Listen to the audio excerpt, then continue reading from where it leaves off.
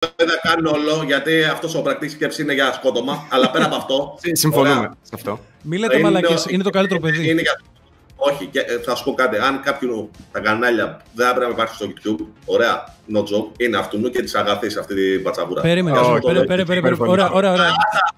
Θα σου πω το λόγο, γιατί αυτά τα δύο άτομα πουλάνε και φέρνουν το μανδύα του αντικειμενικού, ενώ θέλουν, δηλαδή πώς είναι αυτό που θέλει να γίνει ταπίτης και να πάει σε να πάρει μια έδρα σε πανεπιστήμιο. Αυτοί θέλουν να πάρουν μια έδρα στην πολιτική. Ωραία. Δεν είναι κακό να το θέλουν, αρκεί να ορίσουν ότι ναι, εγώ είμαι με αυτούς. Πρώτα απ' όλα, επειδή τα παιδιά είμαστε. Περίμενε. Με τα παιδιά γνωριζόμαστε, είμαστε community και οι δύο είναι σαφείς στο ότι έχουν συγκεκριμένες θέσεις, ξεκάθαρα. Το λένε. Ναι, και ταυτόχρονα λες για το YouTube. Λες για το YouTube.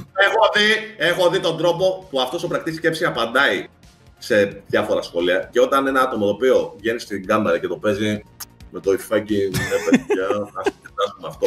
Και από κάτω κάνει αυτό, εδώ κοίτα λίγο το stream μου, σε διάφορα σχόλια, το φυλάκι που δίναν παλιά στο L2, που δίναν τα πουστράκια που μετά τους άμεσα ένα σκαπό.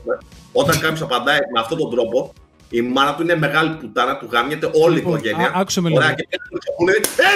Λοιπόν, άκουσε με λίγο. Οπότε, είπες... να καταλήξω ότι αυτά τα άτομα δεν γίνεται να το παίζουν τη μία γνώστες και επιστήμονες και τα χαμοδίθεν και να ειρωνεύονται με τον πιο ηλίθιο τελειωμένο τρόπο, καθυστερημένο τρόπο, τον οποιονδήποτε. Δεν κολλάει. Πρώτα απ' όλα είπες ότι δύο κανάλια δεν πρέπει να υπάρχουν, της αγαθής και του πρακτικού.